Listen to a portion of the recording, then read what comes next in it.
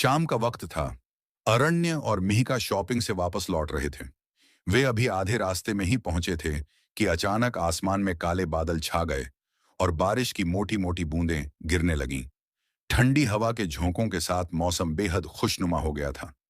बाहर का नजारा देखकर मिहिका का मन मचल उठा। उसने अरण्य की तरफ देखा और चहकते हुए कहा, सुनिए, कार साइड में लगाइए ना। अरण्य ने ड्राइविंग करते हुए उसकी तरफ देखा और हैरान होकर पूछा, क्यों, क्या हुआ?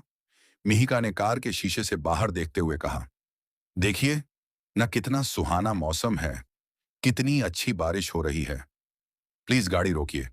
अरण्य ने सड़क पर ध्यान देते हुए सख्त लहजे में कहा, नहीं मिहिका, रात हो चुकी है और इस तरह बारिश में भीगने से तुम बीमार हो जाओगी। मिहिका ने बच्चों जैसी जिद करते हुए तुरंत कहा, मैं नहीं भीगूंगी, प्लीज बस 2 मिनट के लिए गाड़ी रोकिए ना। अरण्य ने मिहिका के इस मासूम चेहरे और उसकी जिद के आगे घुटने टेक दिए। उसने मुस्कुराते हुए गाड़ी की रफ्तार कम की और उसे सड़क के किनारे लगा दिया। कार रुकते ही मिहिका झट से कार का दरवाजा खोलकर बाहर निकल गई। अरण्य उसे रोकने के लिए कुछ कहता, उससे पहले ही वह सड़क के बीचों बीच पहुंच गई। उसने अपने दोनों हाथ हवा में फैला दिए और बारिश की गिरती बूंदों को महसूस करते हुए गोल गोल घूमने लगी। उसकी खुली जुल्फें बारिश के पानी से भीगकर उसके चेहरे पर चिपक रही थीं। मिहिका का वह मासूम और खुशमिजाज अंदाज देखकर अरण्य का दिल पूरी तरह पिघल गया। वह कार में बैठा उसे देखता रहा और उसके चेहरे पर एक दिलकश मुस्कान आ गई। मिहिका को इस तरह बेफिक्र होकर नाचते देख अरण्य भी खुद को रोक न सका। उसने अपनी सीट बेल्ट खोली और कार से बाहर निकल आया। बारिश की बूंदें अब तेज हो रही थीं। अरण्य ने अपनी शर्ट के ऊपरी बटन खोल दिए और धीरे धीरे चलकर मिहिका के करीब पहुंचा। उसने पीछे से आकर मिहिका की कमर को थाम लिया और उसे अपने सीने से सटा लिया। मिहिका अचानक हुए इस स्पर्श से ठिठक गई। उसने पीछे मुड़कर देखा तो अरण्य की आंखों में सिर्फ और सिर्फ उसके लिए दीवानगी तैर रही थी।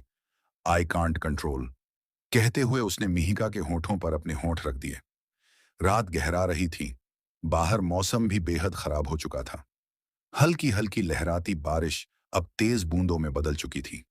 एक लहरी बारिश के साथ बिजली का कड़कना जारी था।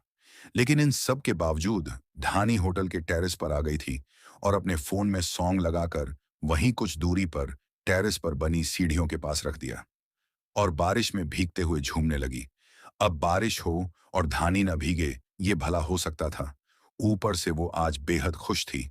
गाने की हर लाइन के साथ उसका दिल भी धड़क रहा था। वो बारिश में भीगते हुए हल्के हल्के झूमने लगी। कभी हाथ फैला देती, कभी गर्दन पीछे झुका लेती, जैसे आसमान से गिरती हर बूंद को अपने अंदर उतार लेना चाहती हो। बारिश और चमकती बिजली के बीच टेरेस पर वो किसी खूबसूरत परी जैसी लग रही थी। इधर अरमान कमरे में आया तो धानी उसे कहीं नहीं दिखी। वह नीचे हॉल की ओर जा ही रहा था कि उसे ऊपर से गाने की आवाज आई, जिसे सुनकर उसके कदम ऊपर की ओर बढ़ गए। वो जब टेरेस पर आया तो सामने का नजारा देखकर एक पल को जम गया।